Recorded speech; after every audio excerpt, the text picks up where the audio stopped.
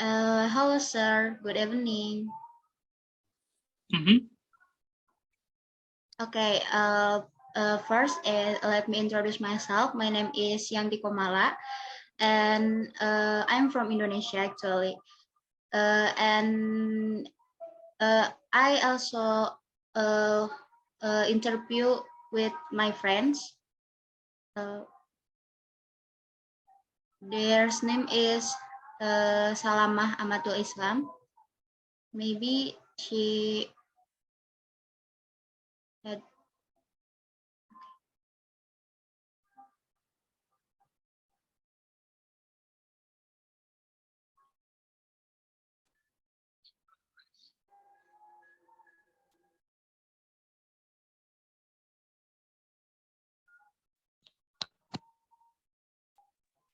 Okay, Salamah, can you introduce yourself?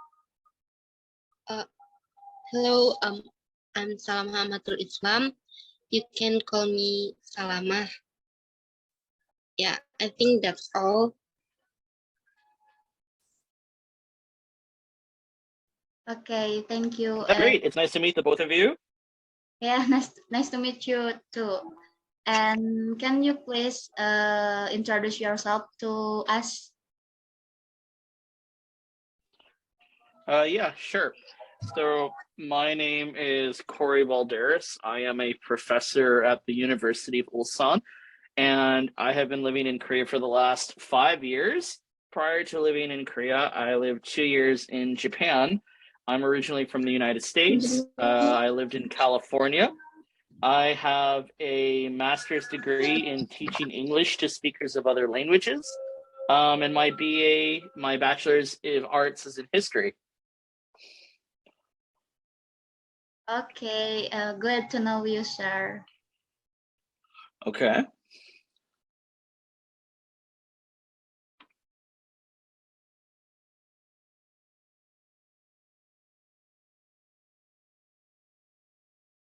And first of all, is sorry if our English is very bad because we're still learning. No, that's okay. That's quite all right. You know, that's what I do at my job. I work with English speakers of all levels, so don't worry about your English level. Okay, can we start to the interview? We gonna move on to the first question. Yeah, go for it. The first question is why you want to be a teacher? Why you choose the profession as a teacher? Yeah. So originally, my intention started all the way back in the United States when I was still in university. My original thought was I wanted to be a high school teacher in the United States. But I had just never had the ability to travel outside of the United States. And so I had found out through a program at my university that there was a way to not only live abroad, but you could also have a job. And so that caught my interest just because I had never been outside of the United States for a long period of time. And I thought it'd be interesting to live in a foreign country. And that's when I started looking into places like Korea, Japan, China, Taiwan. And it just so happened to be that a former classmate of mine who I knew prior to graduating, he had moved to Japan, and he had suggested coming to work in the uh, in the uh, in the public school system. And so I ended up getting a job as a high school teacher where I was living in Tokyo for 2 years. And that kind of like just spurred my interest. And after living in Japan for 2 years, I decided I wanted to do something different. So I ended up moving to Korea, where I've been since 2018. And that's just kind of just been my trajectory. I enjoy teaching, and I knew I wanted to live in Asia. And in order to live in Asia for a long term period, I needed to have some kind of degree besides my bachelor's. So I got a master's degree in teaching English to speakers of other languages, and I've been kind of doing that ever since then. And that's kind of what's kept me going, this passion of wanting to live abroad and teach as well. All right, that's very nice, I think. And actually, I also want to go outside to learning, especially in Korea. Yeah, there's a very common theme that people really do enjoy living abroad, and Korea has been very popular for a lot of younger people to want to come to. So yeah, it doesn't surprise me that you two would be interested in wanting to come study in Korea. Okay. And next question, Salma, are you have a question? Yes, I'm curious about why you chose English teacher as your profession, Mr. Cory. Yeah, so originally, when I was looking into teaching abroad, a lot of the subjects such as math, science, history, they usually are going to require some kind of higher degree, like a master's or a PhD. You also will probably need to have some kind of experience. So, for example, let's say you wanted to live in Korea and you wanted to teach at an international school. So, in order to do something like that, not only do you need to have a bachelor's degree, you also need to have a master's at the very minimum, and you also need to have some kind of either teaching license or you have to have experience in the public education sector to get a good job like that. And so for many people, trying to do all that just to live in Korea or China or Taiwan, it's not as desirable. So when you do meet foreigners who live in countries like Korea, you will notice that a lot of them are English teachers, and the primary reason behind that is that the current standards for immigration to become an English teacher are a lot easier. So, for example, you just have to be from a handful of different countries, like the United States, Canada, the United Kingdom, Ireland, Australia, and you just need a bachelor's degree, and it can be in anything. And the only other caveat is you have to have at least 12 years of teaching from an English institute. And so for a lot of people, that's what drives them to become English teachers because it's the easiest way to get into a foreign country. What I discovered was that I like teaching and it doesn't matter what the subject is. So even though my bachelor's degree is in history, I enjoy teaching English and I realized that it's something that I wanted to do more with. And that's what I ended up doing as far as trying to get my master's degree because I knew I wanted to become a university teacher. And university teachers need more than just a bachelor's. They actually need to have a degree in a specialized field, which is what I have.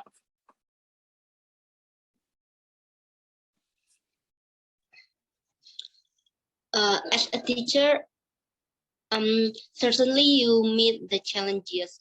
What the challenges that you face as long as you being a teacher? So it really depends. There's a lot of factors that go into challenges. So a lot of times it's not even going to be challenges that are to do with the classroom setting. So something you will encounter quite often in Korea is you will have a lot of teachers who work at hagwons, and the primary concern for those teachers isn't necessarily the teaching aspect. It's going to be things such as the monetary aspect. And what'll happen is you have a lot of teachers here who end up working for hagwons that don't necessarily follow the law set out by the government. So you will have teachers go to places like Facebook or Reddit, and they will talk about how they are being taken advantage of by their bosses. And so that's one challenge that will come up quite often. And that's something that is not even related to the classroom aspect.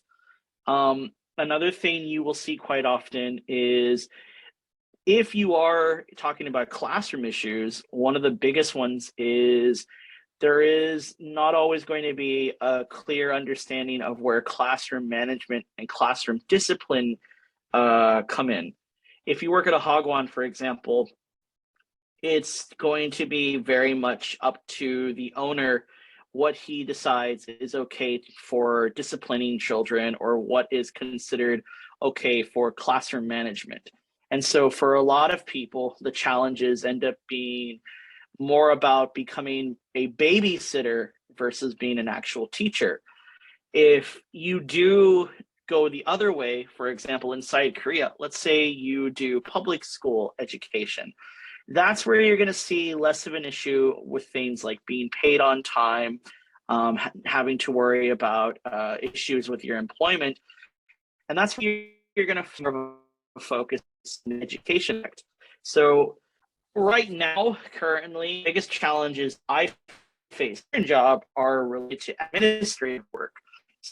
So teach difficult, but a lot of times things like grading, getting students back their work on time, managing issues such as when we were online last semester, web teaching. So, you have a lot of students who do not like to learn online, and it's a struggle to get them more involved with the learning process because a lot of times they could, for example, they might not even be there. They might just be a blank screen, or they might be traveling with their friends. And so that's one big challenge that I think has come up a lot. Now that we're going back to the classroom, some of the challenges are, again, how do you keep people interested in learning? Having your students there, especially, for example, at my university, the English education is mandatory. So if you have everyone going at the same time, more than likely, not everyone's going to be excited to learn. So my job, I think, has always been trying to get students interested, or at least speaking English. That's the most difficult thing. Okay, and how you overcome that challenges? Maybe what your method or your strategy to was it to manage the classroom?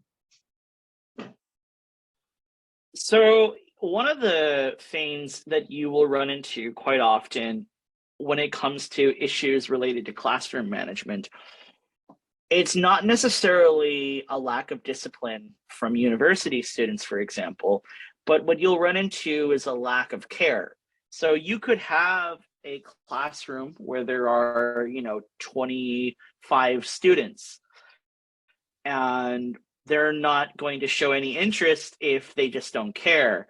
And so when it comes to things like that, my job is to get a good rapport going on with them, or at least get to their level and try to understand, well, why don't you care about English? Okay, so maybe it's not necessarily you don't care about English, maybe it's because you're tired and you have 6 other classes before you see me. Or it might be that you're not a good English speaker. And I think something that is very common is that there are expectations that are set up by education administrators and by the university itself that don't meet the realities of the classroom. And so, managing those expectations is what I try to do. So if I have a classroom and my biggest class, for example, might be 30 students, and my job is to at least, at the very minimum, getting them to at least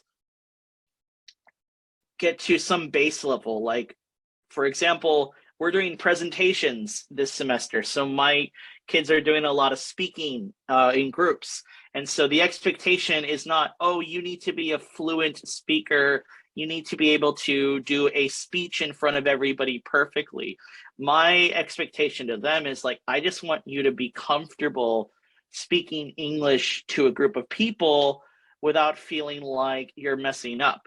And so that's what I do. I try to manage expectations appropriately and make students feel comfortable.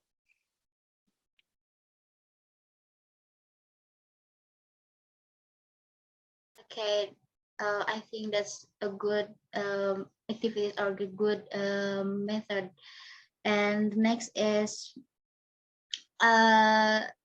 what do you like being a teacher? So uh, maybe what the reason why you still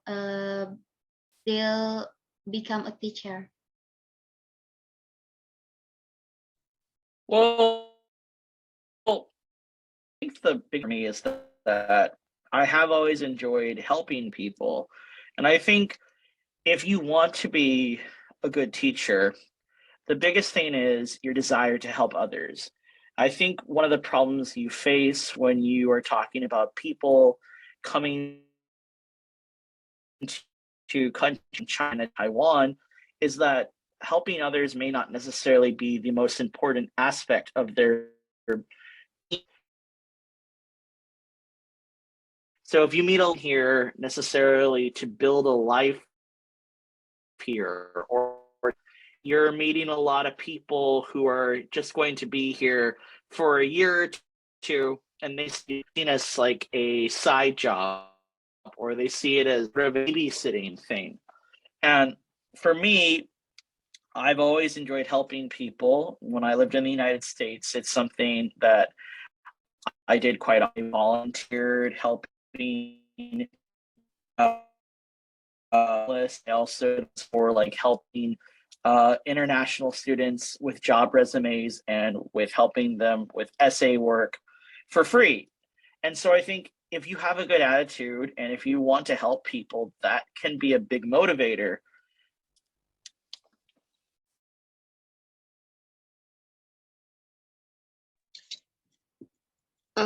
What's the most memorable moments happen while you being a teacher? Well, I wouldn't necessarily say it's a moment. It's more about, I would say it's been a period of my life. So I've been here since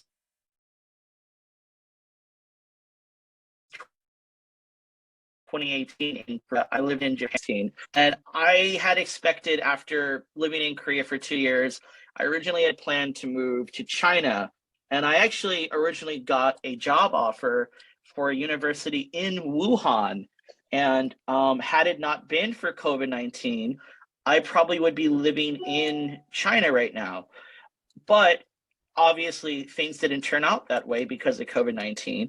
And so living through COVID-19 has been a very memorable experience, not only just, personally, but also as someone who is a teacher, because, for basically 2 years, it was trying to figure out how to teach kids, who are not interested in learning online, getting people excited for Zoom classes. Wants to do Zoom. Nobody likes the idea of teaching to like a screen full of 30 students who just don't care. And so it's been very memorable because a lot of people, it's something where I think, years from now, it's going to be a part of my life forever, where it's like, oh man, I remember I didn't see my students for a whole year. Like basically I taught them, I never met them once. And it's like, it's very strange to think about that. And I think that's a very memorable experience for me.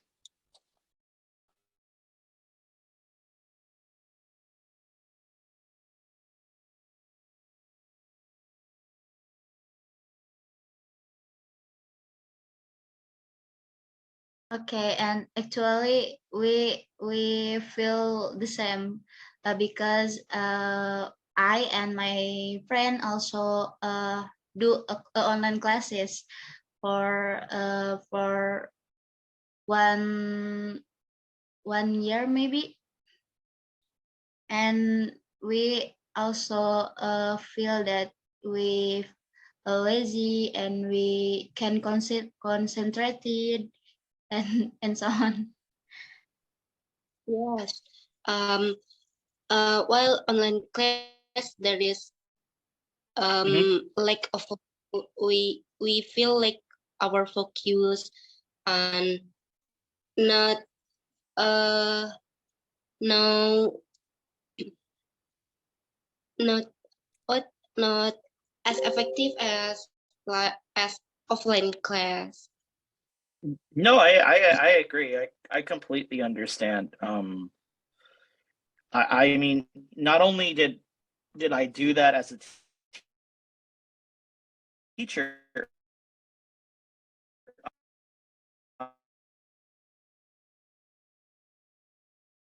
I did when I remember at classmates. I never met any of my professors, and they have to do online classes, especially for English. You know, English is a language that is very much, it's a group effort, and you know, when you're online, it's just not fun. It's very boring in my opinion. Okay, thank you for your kindness to tell us about your story, about your experiences. And the last question is, can you give advice for us as a teacher in the future, maybe? Yeah. You know, so I think the biggest piece of advice I can give you guys, and anyone who wants to become a teacher, is that incredibly whenever you are a teacher. You can be really good at planning lessons. You can be very matter if you have an issue, and if it's something today you're not actually going to learn from this part of the book, that's fine. But especially given what's happened with things like COVID-19, you know, having the ability to be flexible and adjust your learning style, adjust your teaching style is super important.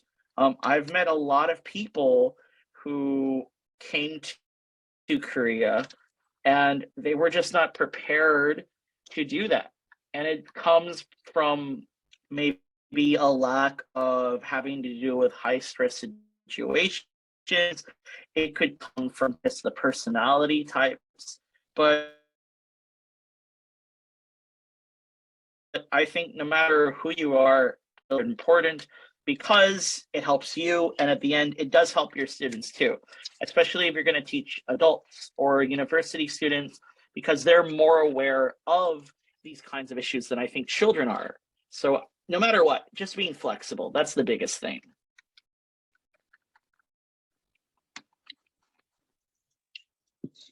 Yeah, I agree with you.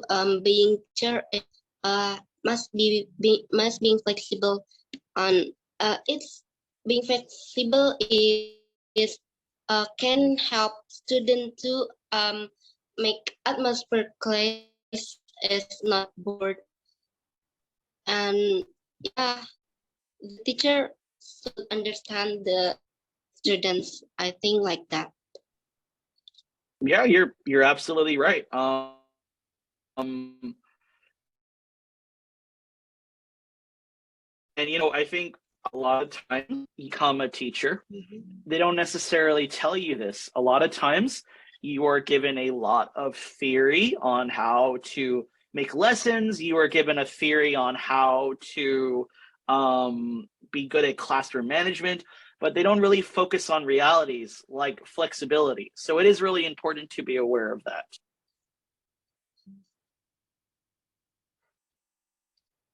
Okay, thank you, sir. Well, all done for the interview. And Okay. once more is thank you for your kindness to wasting your time to meet with us. I appreciate it. Yeah. Yeah. Yeah, thank you both. You know, good luck in your studies. Good luck with your exams coming up. And yeah, take it easy. Have a great rest of your night. Yeah. Okay, thank you. Thank you so Maybe, much, Okay, sir. thank you guys. yeah, maybe that's all. Thank you guys. Take it easy. Yeah, thank you. Okay, well, glad to help. Okay, I hope we can meet in other time. Yeah, Yeah, yeah. so Okay, All sir. right. Have a good night, guys. Okay. yeah. Mm. So